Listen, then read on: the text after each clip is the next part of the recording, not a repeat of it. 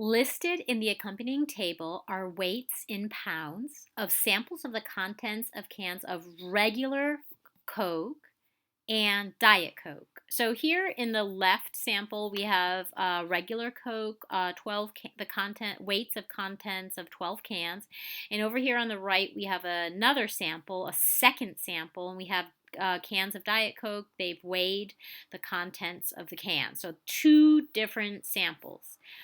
Um, Assume that the two samples are randomly selected from normally distributed populations.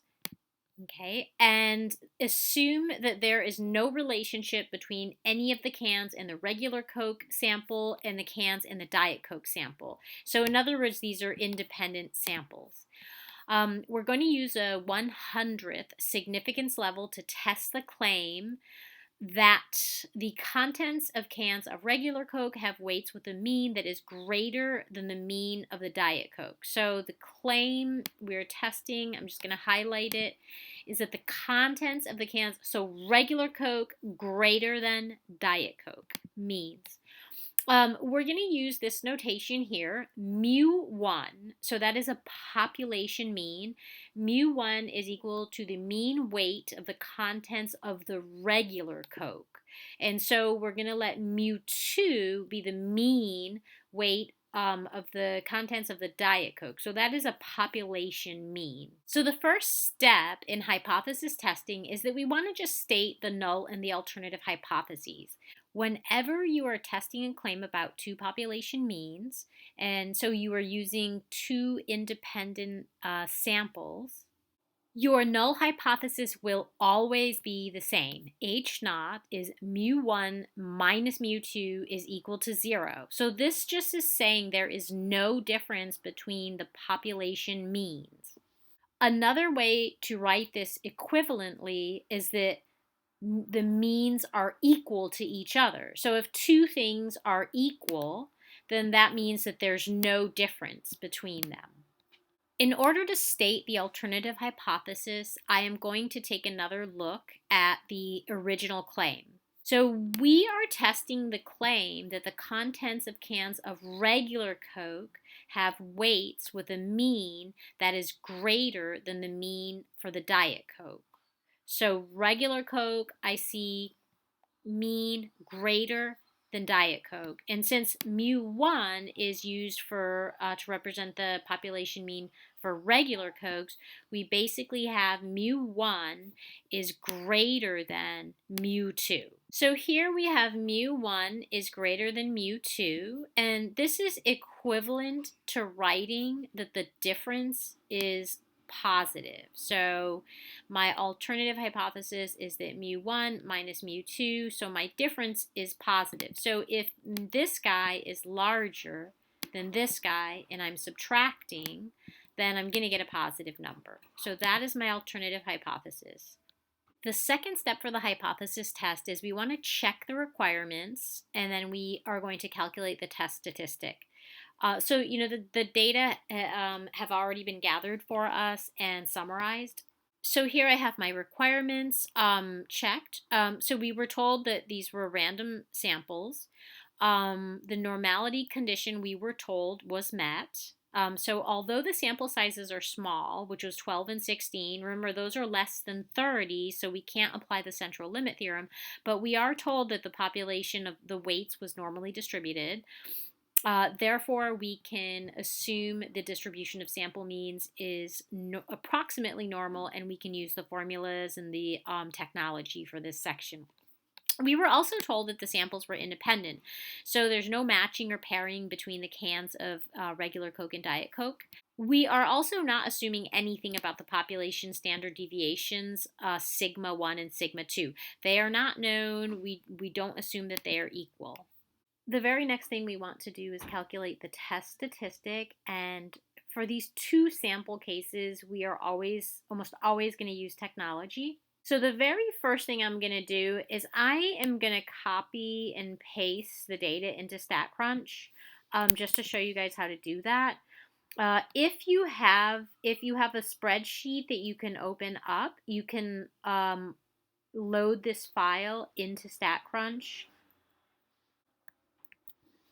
Okay, and now I have my data in StatCrunch. The commands that I'm going to use are stat. I'm working with means, so I'm going to use tstat since I do not have information about the standard deviation. We're working with two samples, regular Coke and Diet Coke, and I have data, right? I have two columns full of data. I do not know the sample means and sample standard deviations. I could calculate them using summary stats, but I'm just going to use the data. Now remember that sample 1, mu1, I am using regular Coke, and sample 2, Diet Coke. So if regular Coke and Diet Coke, then remember that corresponded to mu1 and mu2. The null hypothesis is always we have a 0 here. There's no difference. The means are equal. The alternative hypothesis was that the regular Coke was greater than the Diet Coke, the mean.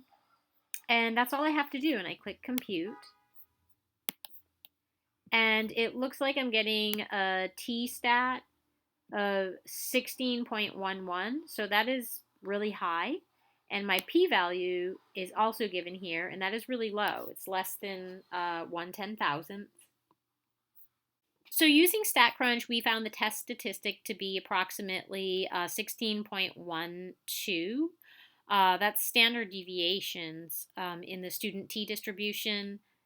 So let's just take a minute to think about what that means. If the t test statistic is 16.12, that means that if we assume that the null hypothesis is true, so that the two means are equal to each other, then the sample difference that we got, which was the sample mean of the regular Coke minus the sample mean of the Diet Coke, was 0.03318 pounds. That difference is 16.12 standard deviations above the null value, which was 0 pounds. In other words, the difference between what the sample is estimating the difference of the population means to be, which is this number, and what the null hypothesis claims that this quantity to be is, which is 0 pounds. That's a difference of 16 standard deviations in the sampling distribution. That's a lot. That's a big difference between those two estimates. Step 3 in a hypothesis test is you're going to calculate the p-value. StatCrunch did that for us. According to the StatCrunch readout, the p-value is less than 1/10,000th. And let's just take a moment to interpret what that means. A p-value that is approximately 0, which is what this guy is, means the probability is almost 0, so it's extremely unlikely of observing data like those observed if the difference of the means is really 0.